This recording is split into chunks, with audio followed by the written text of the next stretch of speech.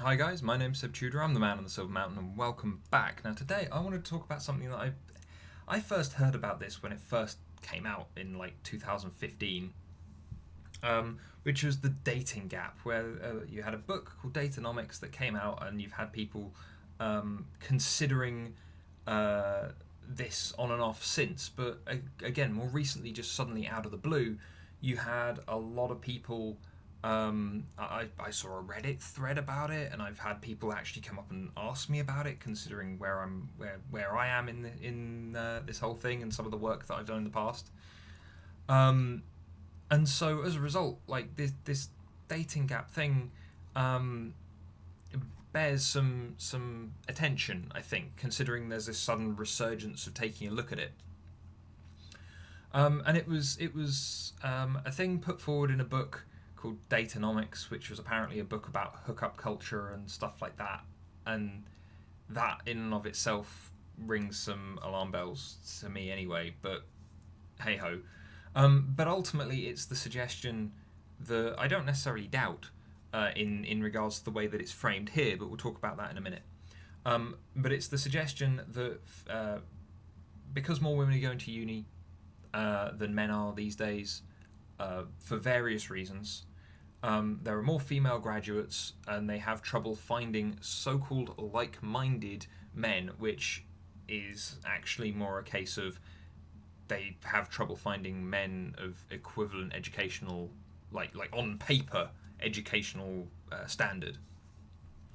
And now I got a couple of issues with that just straight off the bat, because it's like, okay, so you've not been able to find another university graduate that's that happens to be male and happens to be within your sphere. Well, go to hell. There are normal. If you're literally limiting it to that kind of narrow perspective, then of course you're going to miss somebody. Yeah. Just because you're suggesting that education has to come with a piece of paper attached to it. Sorry, you're not some kind of corporate employer. You're a person looking for a partner. There are people who are barely literate who have probably read more of the world's information than you have. They may very well be very highly educated and capable of holding a conversation with you on the topics that you are interested in. They may be incredibly like minded on all of the things that matter, but they don't have this piece of paper. And so apparently they're a no go. They can't list a degree or something as part of their kind of attributed skills, attributed qualifications, and so as a result they're not worth touching. It's a nonsense. It's a defining, like, narrowing things down based on one specific kind of trait is ridiculous. And we'll get onto a couple of other areas where it's ridiculous as well. But we'll get onto that in a minute. So, with the exception of a couple of different areas like the sciences and engineering, you have an awfully predominantly female intake at universities for the majority of other courses, and so as a result, yeah, they're going. And yeah, is it any surprise? No. Education has been slowly shifted from definitives towards subjects that are much more open and airy fairy and feely. And as a result, yeah, this is where you get this shift where the courses that are definitive are small in number because they are engineering, they are the sciences, they in themselves are definitive, they are specific focal areas of study. Whilst if you go and do, I don't know, any kind of humanities course, a lot of them are around your own interpretation. They are as subjective as they possibly can be within the permit of the person teaching the class. As a result, they're not things that guys will focus on particularly often. Guys work on as was put forward in a couple of other books by a couple of psychologists, Man and Wife, P's and P's. Men work on a very justice-focused system where it's right, wrong, left, right, up, down. It's kind of a very easy decision making process, because as per the way that we have evolved, that we are designed, we are focused on quick action, quick solution, on result, or very very occasionally on areas of process and things like that. And so as a result, we don't have that kind of area to tackle or to worry about. And so in regards to the shift in the way that education has kind of panned out amongst things, it's not surprising that you have more men in those very small focal areas, whilst you have an awful lot more women in these other areas that don't have those small focal points to them, where I don't know, a philosophy course, for instance, is going to be very broad with numerous ideas, many of which are entirely open to interpretation and subjective opinion, rather than 1 + 1 = 2, which no one can really disagree with. And so, that it's not really a surprise that we've had that shift, and that as a result there are going to be fewer men in that environment. But the thing that kind of bugs me most about this book and this area and the way that these things have been tackled is the kind of one-dimensional boiling down of people to one trait thing that's been done here.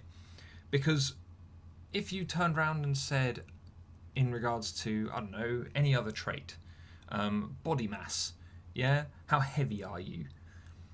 So you could, if you started kind of just going, I only date people who are 10 stone in weight, then that excludes people that are maybe 11 stone but just as healthy, or 8 stone but overweight for their size. And it's you're really kind of limiting yourself to one area, which doesn't really have any real significant bearing on it. There are the number of people that I have worked with, or that I have dated, or that I have interacted with in various different forms, who have all manner of qualifications, who have been to uni, who haven't been to uni, who have done this, done that, and half of them are just as hopeless as the others. You see them, you can boil those people down to their qualifications, and on paper, yeah, they seem amazing. But then when you actually throw them into situations, when you interact with them, converse with them, the whole assumption and illusion that's been based around this piece of paper essentially boils down to nothing. I would much prefer to have someone to have a nice evening, a conversation with someone who's never been to university but who's an avid reader. Yeah, I would much prefer to have a day out of doing a thing, be it working or whatever, with someone who just has a similar sense of humour to me and can work well and communicate well with me, rather than someone who's perfectly qualified for whatever task we're doing. Yeah? Safety limits, of course, apply to that second one, I guess, but otherwise it's like I'd much prefer someone that I can actually work with, talk with, function with, rather than someone who just has a piece of paper that says they're great. If the piece of paper was well earned and they actually happen to be great, then yeah, great, awesome, amazing, all the better for it. But it's not something that's a necessity. And so, I've seen people tackle this from one side or another, from people going, yeah, well, what happens to the underemployed, the kind of undereducated men who are they struggling to find women as well? And yeah, they are. There's that too, and that is briefly covered in the Guardian article that lots of people are quoting from 2015, and in brief in the book, where the author also goes over in a way that he wishes he had done more to take a look at that as well. But the one-dimensional nature of this is where I feel we have the problem, because when you boil people down to just individual traits, like gender, like race, like sexuality, like religion, that's where you start getting extremes. That's where you start getting people attacking one another actively. And so to point out how ridiculous this is, I wanted to actually take a look at some other things that have also been brought up by other people, statistics from online dating websites, where, again, a lot of it comes down to an individual trait. Attractiveness. Physical attractiveness. And so I've got the ones that have been most quoted here. I've got some stats from OkCupid and some stats from Tinder.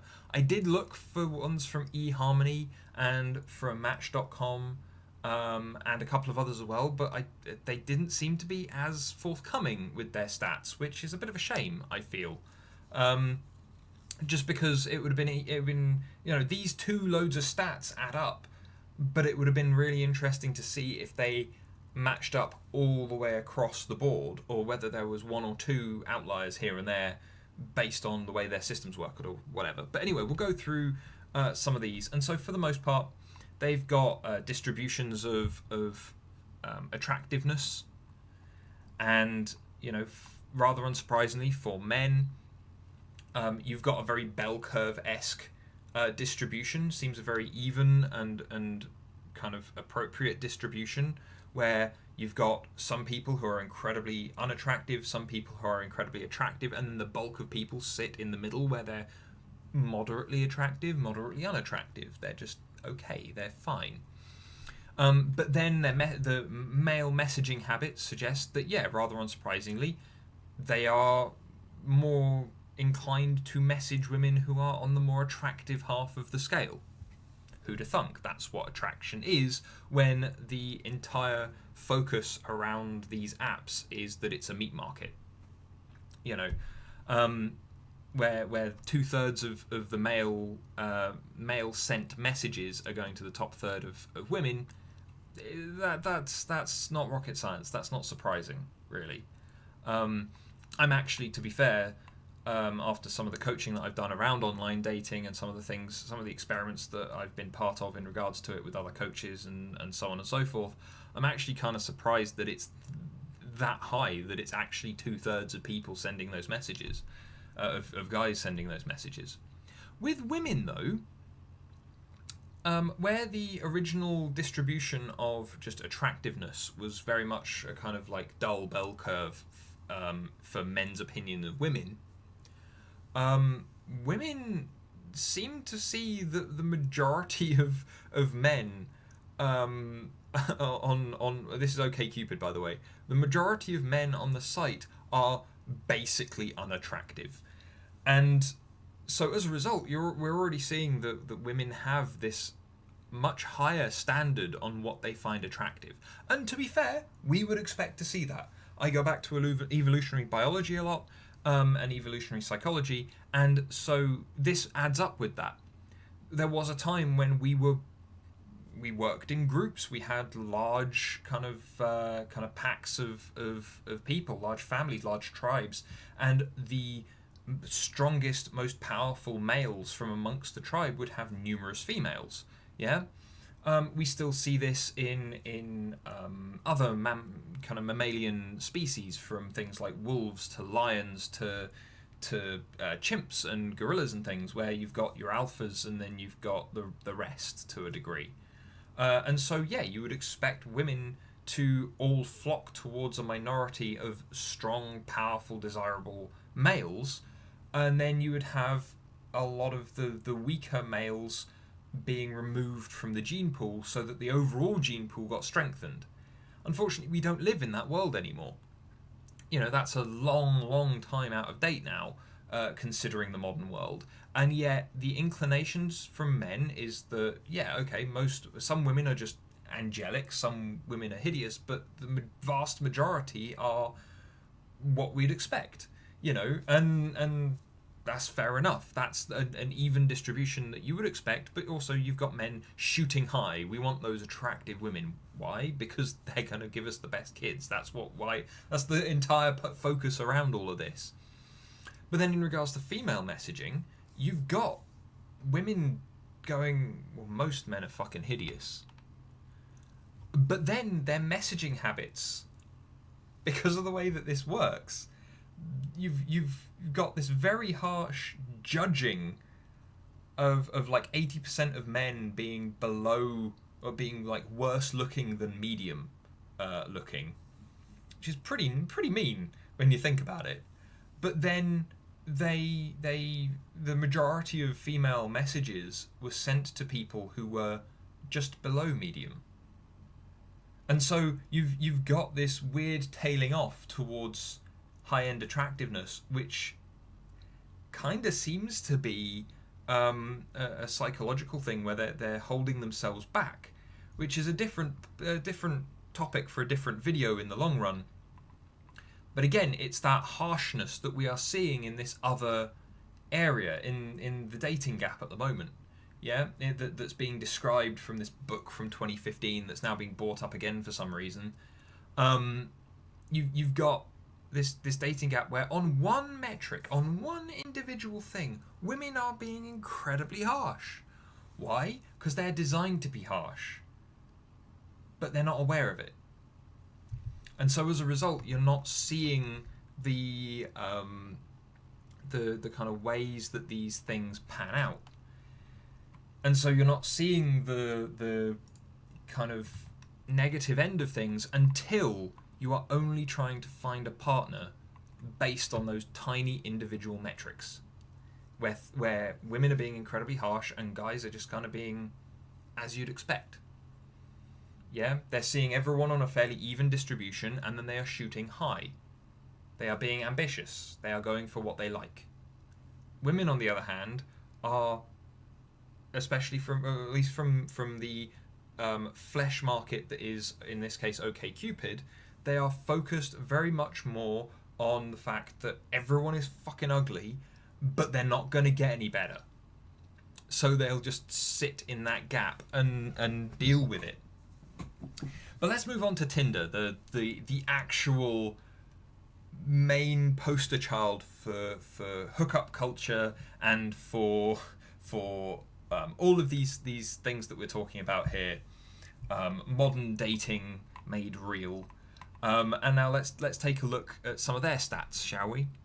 So in regards to the first couple of things, one of the first things that actually just stood out to me was that accessibility seems to be a big thing, because you are twice as likely to get, or about twice as likely to actually hook up with someone or actually be able to go and meet someone or whatever else if you live within a mile of the other person, or if you are within a mile of the other person, than you are if you're 2 miles. And so it's that availability thing that stands out from a lot of this dating stuff. And I guess that's where this dating gap problem comes from as well, because it's not that there aren't men for these women to actually go and find, and that they could go and easily go and interact with and develop relationships with. It's that they appear to be unavailable. They're not right there in the universities with them, and so that means that they're so far away and they just don't exist. Bullshit, of course they exist, go find them. But then let's take a look at what has been deemed the attention-getting devices, which are the mechanics by which people gain the most attention, the most messages, the most swipes in this instance. And so you've got humour as in at 11%. You've got clever openings, which also kind of feeds into humour as well, in at 17%. And then the last one, the winner by a country mile, is 72% based around looks and looks alone. We're in the right place, guys. We're looking at a single metric for whether or not you think someone is good enough for you. As a result, let's take a look and see what those stats are like for men versus women and who's swiping what. So you've got guys that, for the most part, as said, fairly even distribution, where the majority of women are being seen as quite happily, averagely attractive. They're either between kind of, you've got about 20% in at being medium attractiveness, and then you've got just under another 20% in it being just over just over medium attractiveness, so quite attractive. Not most attractive, but quite attractive. So you've got about 40% of like the entirety of the female user base of OkCupid on one site on OkCupid rather, going, yeah, okay, then they're at least fairly attractive. They're either of medium or higher. And so you've got about 40 to 50% of women there being judged as being pretty nice, as you would expect from a fairly standardized bell curve. In which case, if men are shooting for the attractive third, or the attractive top end, then you'd expect to see that reflected in somewhere else as well. And guess what? You do. Tinder is telling us here that men, for the most part, will swipe right 50%, or 47% of the time. In which case, yeah, that's kind of reflected. Men are shooting for the higher end, they have an even distribution, so the top 50% are the top 50%, and so they're aiming for the top 50%, give or take. Yeah, that's what we see. Women, on the other hand, are suggesting that, from OkCupid statistics, that for the most part, the most attractive people make up for less than 1% seemingly. But if you're looking at medium attractiveness or higher, then we're only really seeing about 15% of the entire population of OkCupid. So that would suggest that we're seeing women only looking for between 10 to 15% of men to swipe right on. And that's exactly what we see in the Tinder stats, where women are only swiping right 15% of the time. So far, based on single metrics, we're seeing this kind of carry across quite happily. And so it's that if you're looking at individual statistics, individual traits, individual parts of a person, then guess what? We're going to judge fairly evenly, because if you're a human male, then you're going to want specific things from a human female. And there's going to be a norm, and that norm is going to trend across the entire fucking populace. And it works the same way for women too. And there are reasons behind this from both evolutionary biology and psychology, and from other areas as well. And it's all amounts to, yeah, if you're looking at individual things, then you're going to find these things stand out. Why are they going to stand out? Oh yeah, because you're only looking at one damn thing. Like, on paper, if you turned around to me and said, Seb, have you ever been to university? No. I got my qualifications through work and through my own kind of investment in myself. That's how I got my qualifications. That's how I got to doing what I'm doing now. That's how I got all the experiences that I did before. I have worked in a university. I have observed my girlfriend's path through a university. I have never attended one myself. Bar the odd lecture and presentation and other bits and pieces here and there, I have never been a student at a university. Does that mean that I'm any less read? I was reading Nietzsche by the time I was 16 years old. I read Darwin's Origin of Species when I was even younger than that.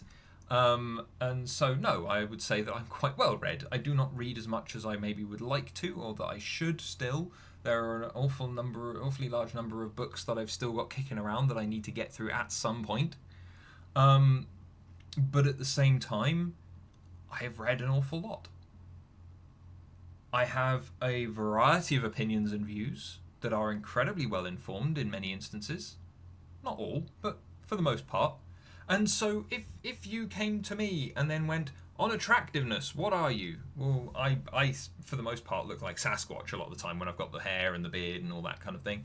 And I like, my face is relatively symmetrical if we're looking at it objectively, but otherwise no, I wouldn't say I'm a particularly physically attractive person. So on the two metrics that we've been given here, so from online dating, would I get anywhere? Probably not. I'm not particularly physically attractive. Or at least in my own opinion. Feel free to disagree with me down in the comments. That'd be nice. But otherwise, and then in regards to this big dating gap thing, have I ever been to a university? Well, I've been to a university, but have I ever been a student at a university? Do I have a degree in the form of a named degree with a little scroll and whatever else? No, I don't. I don't need it. And so, in regards to this, I'm not eligible for either of these two areas that we are looking at individually.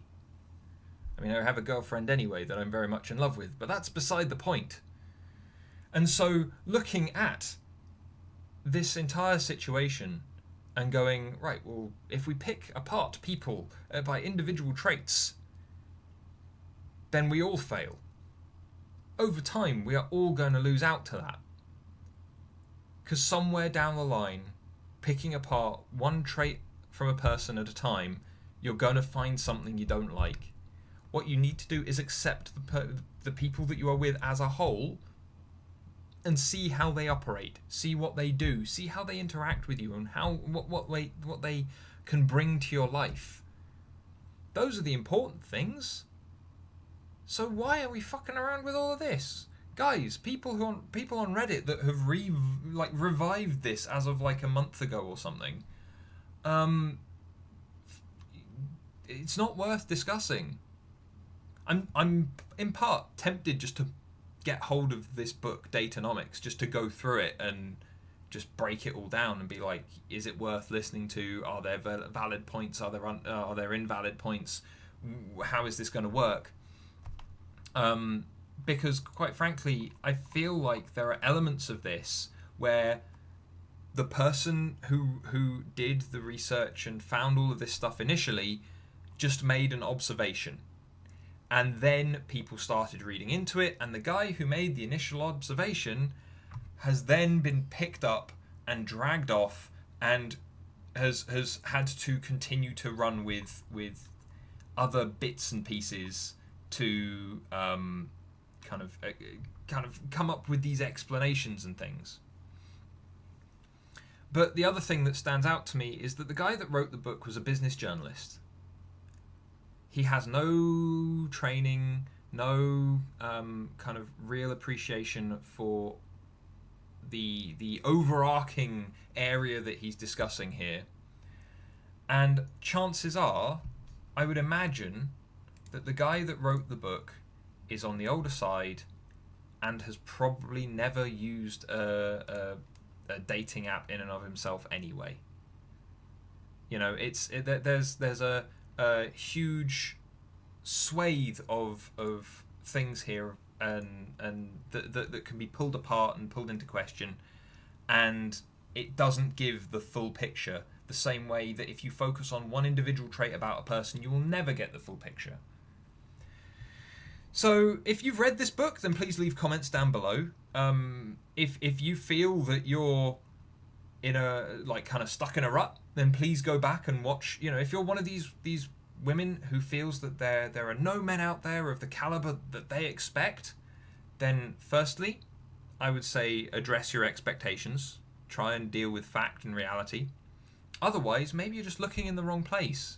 Go and take a look at my other videos in my dating and relationships playlist around finding people and around interacting to get somewhere. Yeah, go and take a look at those and see how you go. I'd love to hear anyone that's actually taken a look at those videos and how they made an impact. But you know, otherwise, this particular thing, this Datanomics thing, this dating gap, it only exists if people let it exist, and the people who at the moment are letting it exist are the educated people who should be more than well aware of the overarching situation and the environment that they are moving themselves into. It's fairly straightforward. You're moving into university to try and become better, to be the best. University degrees and things have already been devalued after so many people are going there, and the way that education is structured and the way that our education system works. Completely different topic. Shut up, Seb.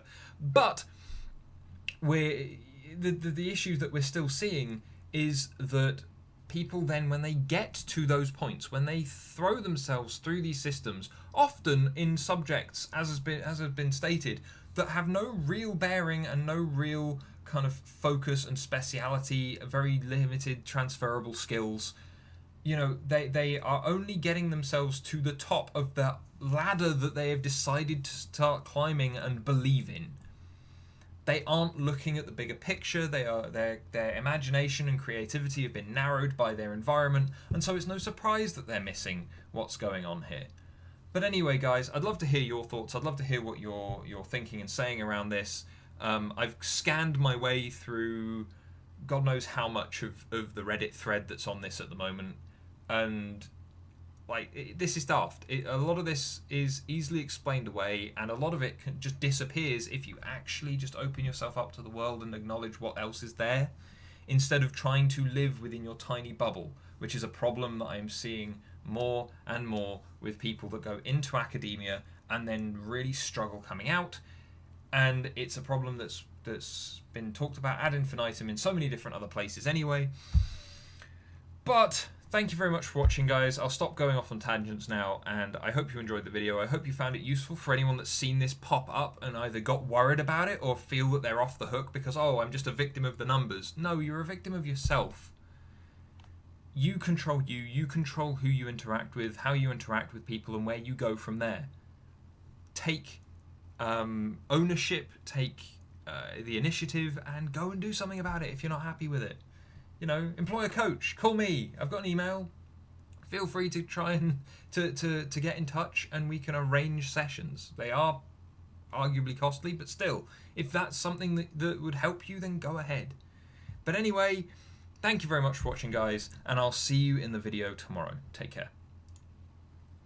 Thank you very much for watching, guys. If you found this tool interesting or useful, then please drop us a like, share this video, and subscribe for more, and I'll see you in the video tomorrow. Take care.